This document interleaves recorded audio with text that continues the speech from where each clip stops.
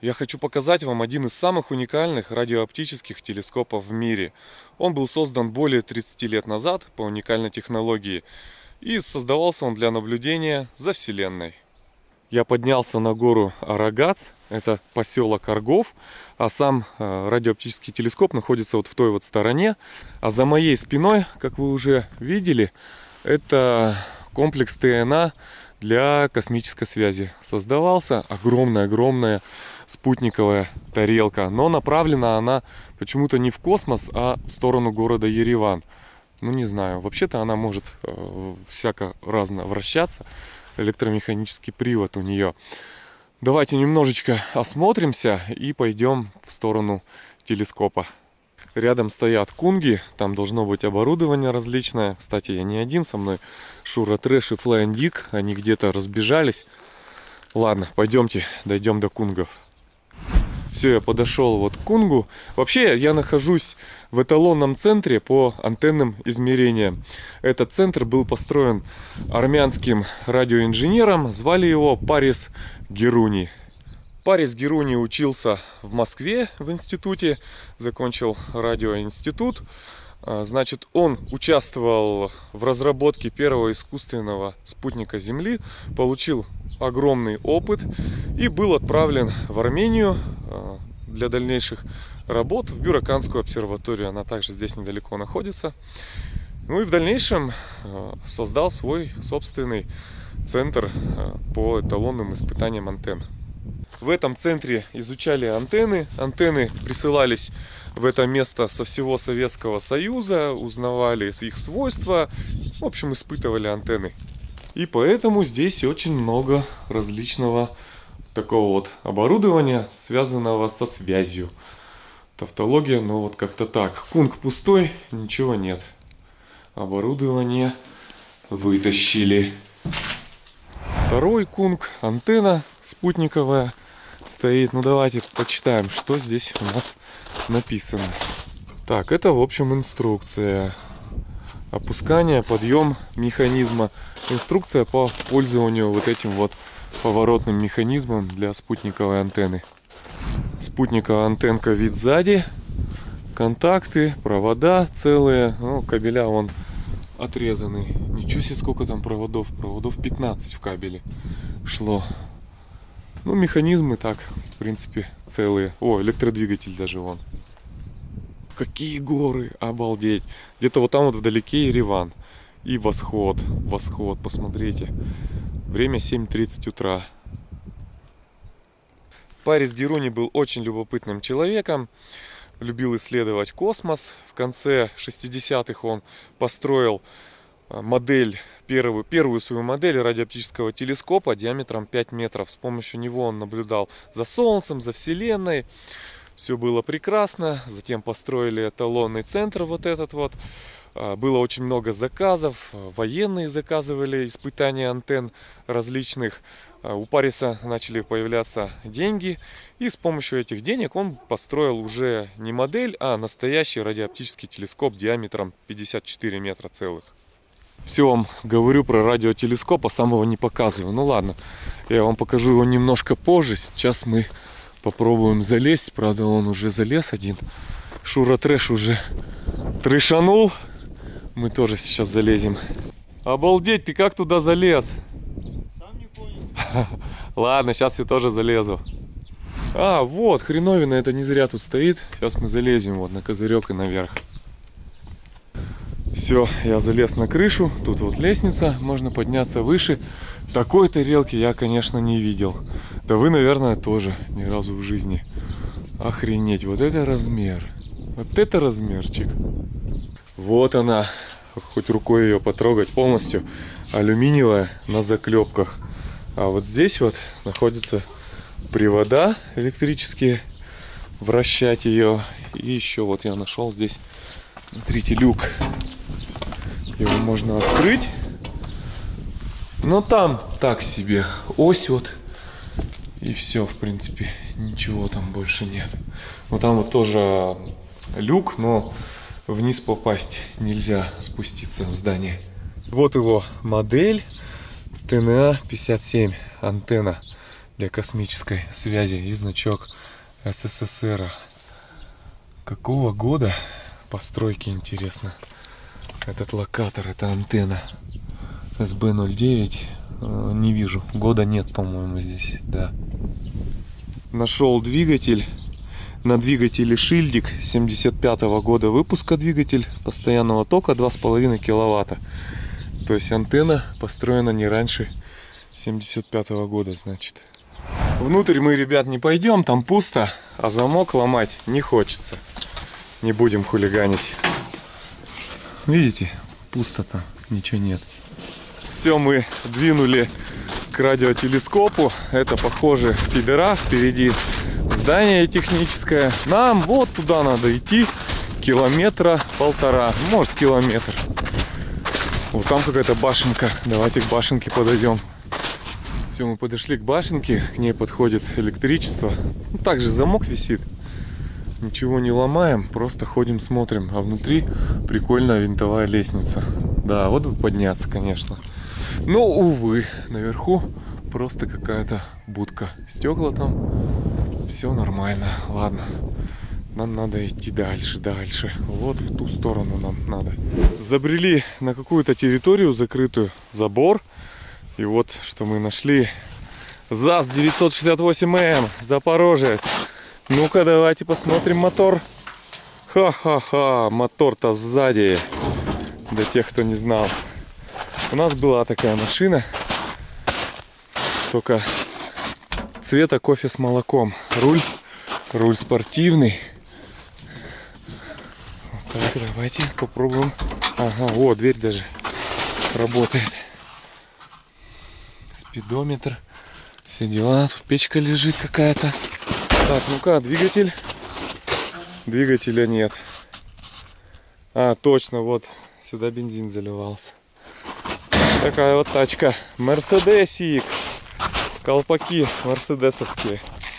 Куда поехал? Куда поехал? На руф. На вышку? На вышку. Колеса надо подкачать только. Тест-драйв. Катанем. Мне кажется, я упираюсь головой. Эта машинка явно не для меня. Хотя в детстве отлично ездили. Помещался. Вообще машинка маленькая такая. Форточка модная, да? Форточка вообще огонь.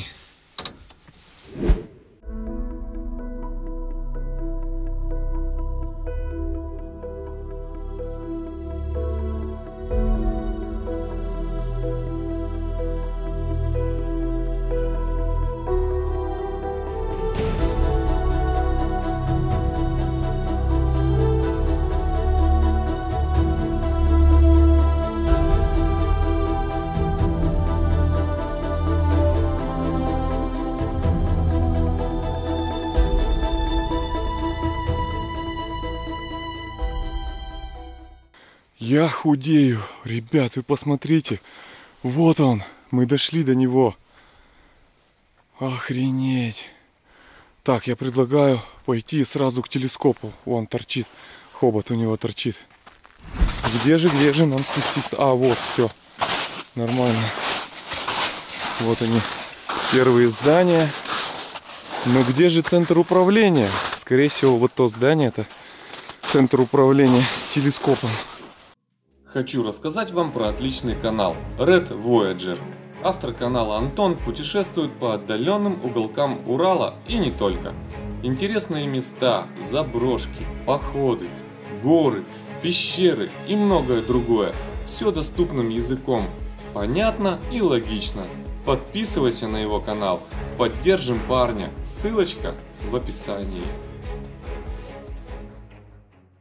Сколько здесь техники. Трактор стоит, там вот машина, зелок либо газончик. Ну ладно, залазить мы не будем. Нам нужно идти к телескопу. Да, видимо, давно он тут стоит. Колеса спущены. Дверка открыта. Резина, да, все еще изношена резина.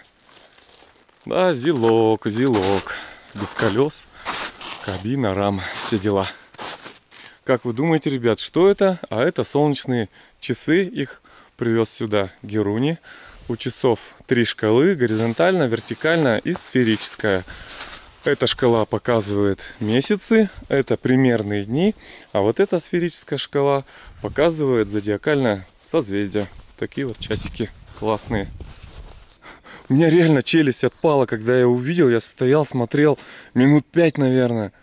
Я не думал, что он настолько огромный. Он очень глубокий. Называется эта штука ROD 54. Да. Радиооптический телескоп. Я аж забыл название. 54 означает 54 метра диаметр его. Он просто огромен. Просто огромен. Очень глубокий. То есть он строился взрывами прямо в скале. Взрывали, копали и сооружали затем.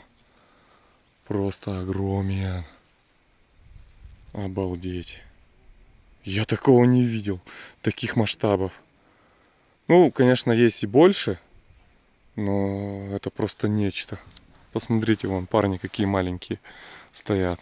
Вот здание, центр управления этим телескопом. Вот галерея есть. Не знаю, как нам попасть, но я думаю, что все равно мы попадем внутрь. Но для начала нам нужно спуститься вот туда и посмотреть на телескоп снизу. Нашли вот такой вот залаз, но дверца закрыта. Возможно, где-то здесь можно вниз спуститься. Но я предлагаю сначала сходить в здание, в центр управления и оттуда поискать уже путь к телескопу внутрь. Все, ребят, мы внутри. Смотрите, часы Воронеж. Мечта советского человека. Так, там собака что ли лаяла? Смотрите, здесь какой сохран. Все в нормальном состоянии. Сохранилось. А вот это, как вы думаете, что это? Я уже прочитал. Сейчас буду умничать. Это ЗИФ. Установка для получения жидкого азота. Видимо, азот тут тоже использовался. И какой-то порошок. Ну, походу, чистящее средство. Телескоп ведь зеркальный. Надо его было мыть. Использовались зеркала. Ладно, идем далее. Здание небольшое относительно. 3 или 4 этажа. Тут что-то какая-то свалка. Вот лестницы. Можно подняться. Но мы поднимемся. Сейчас вот сюда только зайдем. Здесь электрощитовая была.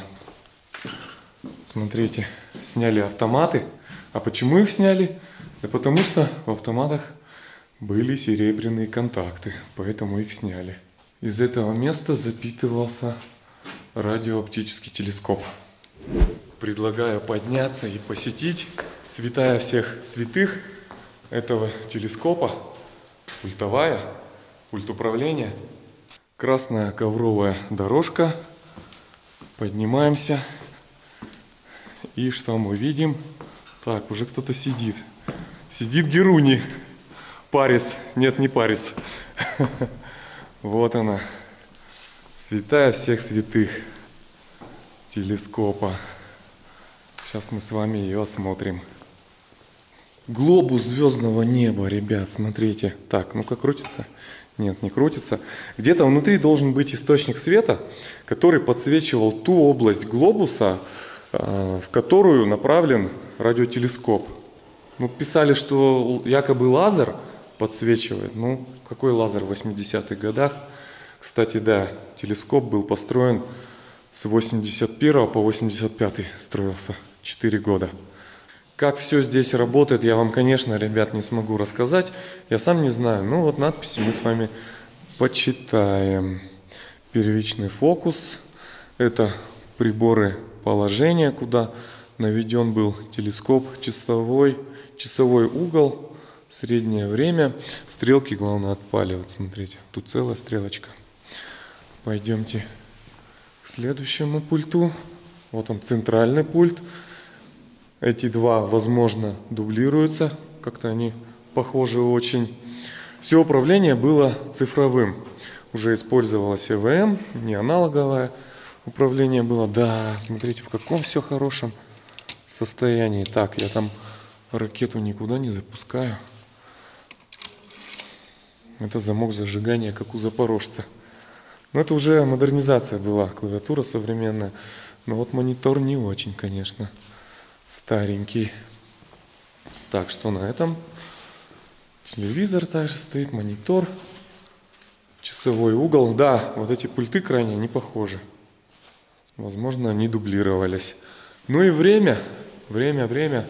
Ереван, Москва, время по Гринвичу. Ребят, вы сейчас офигеете. Хопа! Свет есть в здании. Прикиньте, как я обалдел. Правда, одна лампочка целая. Тут, кстати, еще есть пульт. А основная пультовая вот в эту дверь. Если выйти... Да, вот она, основная пультовая. Представляете, в здании есть свет. То есть вот эти провода, возможно, под напряжением. Так что аккуратнее надо быть. Просто в идеальном состоянии, можно сказать. Даже пыли нет. Чисто, красиво, хорошо. Давайте присядем. Кресло. Все. Теперь я астроном.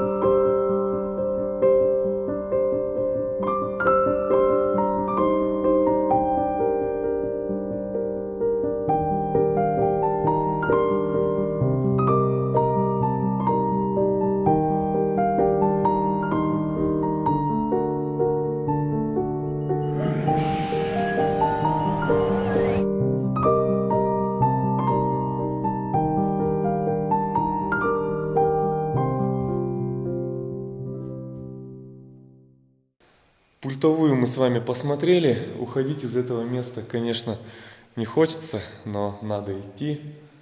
Надо искать залаз, как нам попасть в телескоп. Ладно, уходим. Пока-пока, пультовая.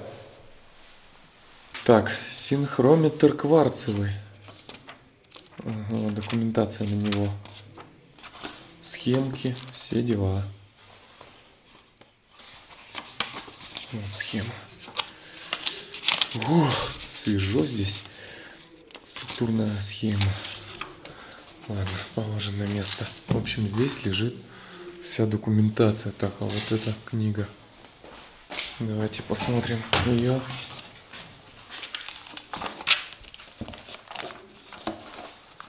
Чертежи. А, нет. Принципиальные схемы оборудования. Какой год? 76-й. Кладем на место. Все, мы наконец-то нашли, как нам попасть в телескоп. Здесь вот когда-то ездила люлька. Астрономы, видимо, народ ленивый. Ногами не ходили. Вот люлька на 2 человек. Но сейчас, возможно, она в рабочем состоянии. Вот пульт управления. Но трогать мы не будем ничего. Пойдем ножками. Спускаемся вниз. Все, ребят, я забрался. Я нахожусь прямо в телескопе. Туда лучше не спускаться, потому что поверхность скользкая. Я не знаю, как оттуда потом выбираться. Особенно тяжело это будет сделать в дождик.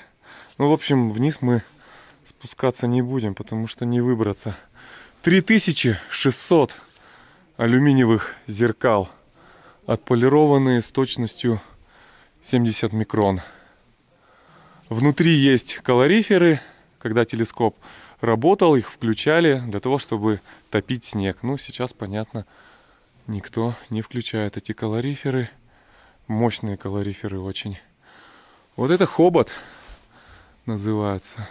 Хобот установлен вот на такие вот фермы, а сверху там у нас шарнир установлен. И хобот можно было двигать. Как он приводил столько в движение? Ну, скорее всего, электродвигатели тоже. Не руками же его двигали. А вот это антенна приемная. Диаметр ее около 5 метров. Вот так вот выглядит зеркало. Ух ты, какое холодное. Естественно, зеркало уже не блестит. Помутнело за многие-многие годы, за десятилетия. Зеркала изготавливались прямо здесь. Стояла литейная, станки, токарные, фрезерные. Все это здесь полировалось и затем устанавливалось. Раньше все блестело, за всем следили. Кстати, вот толщиной оно, вот, ну, с палец толщиной. Давайте с вами заглянем внутрь и посмотрим, как крепились зеркала эти. Литейный цех. Вот в этом цеху отливались зеркала. Вот там стоит станок. Еще один. Внутрь мы не можем попасть. На улице вон станки стоят. Но это старый станок. Там вон на токарный похоже. Так что вот в этом цехе прямо и делали зеркала. Вот эта люлька, она по фермам может ездить вверх и вниз для обслуживания. Вот так вот крепятся зеркала к бетонной чаше. Вот бетонная чаша, металлические конструкции и все болтами намертво притянуто. Есть зазор небольшой между зеркалами. И вот провода идут, но калориферов я не вижу.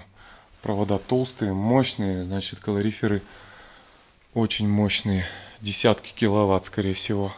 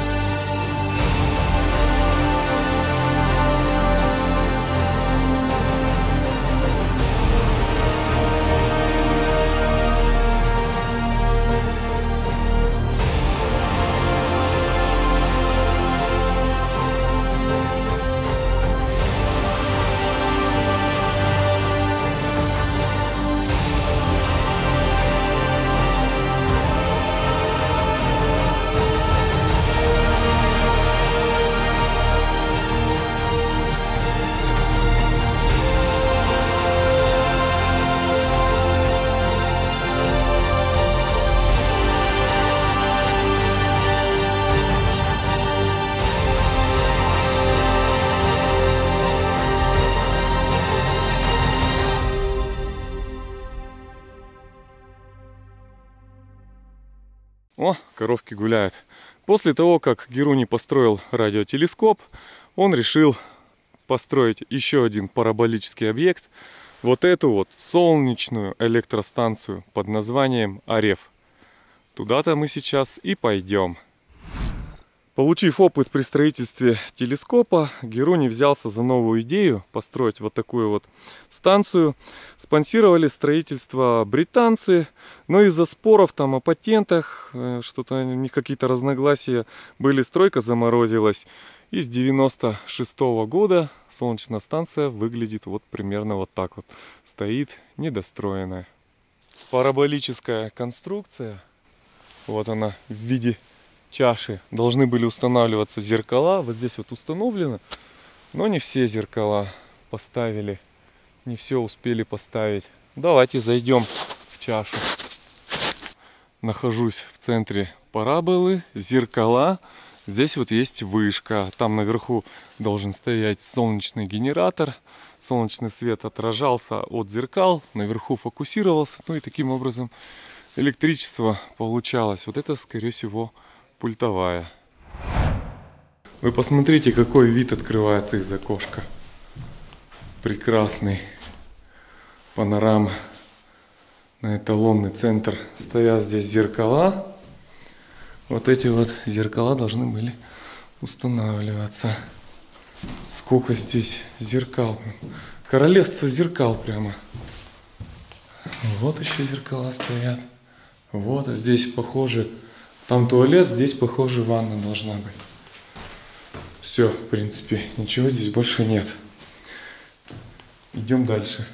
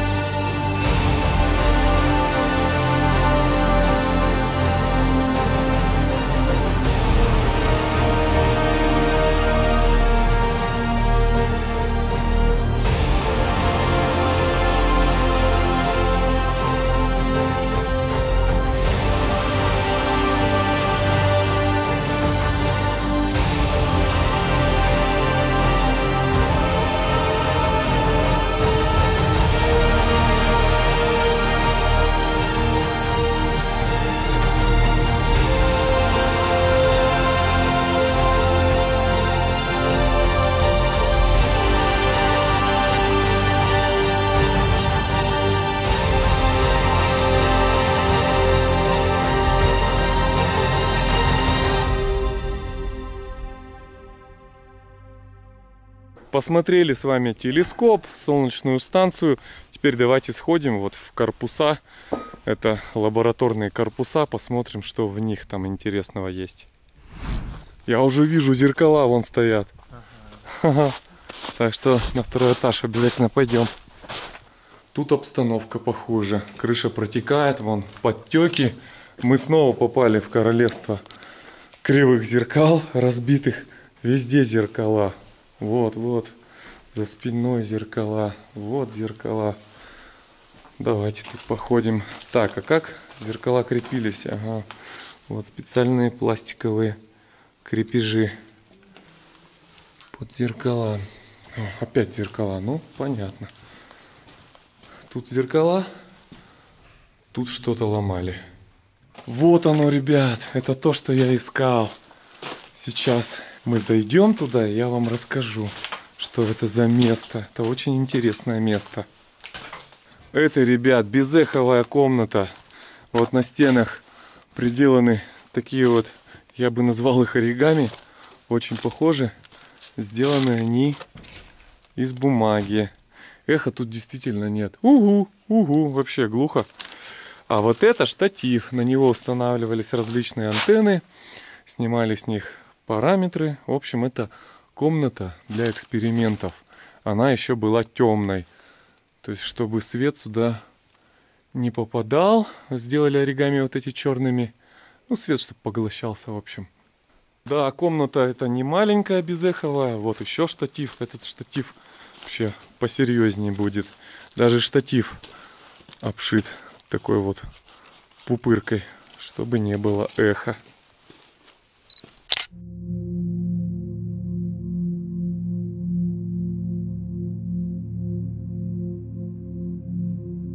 Такой вот формы штатив.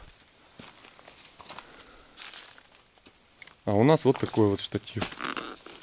Вау, Он у тебя безэховый? конечно. Вот можно обмотать еще бумагой, будет точно безэховым. Так что вот, ребят, это комната для выявления параметров антенн без влияния внешних факторов света, звука, ну и так далее.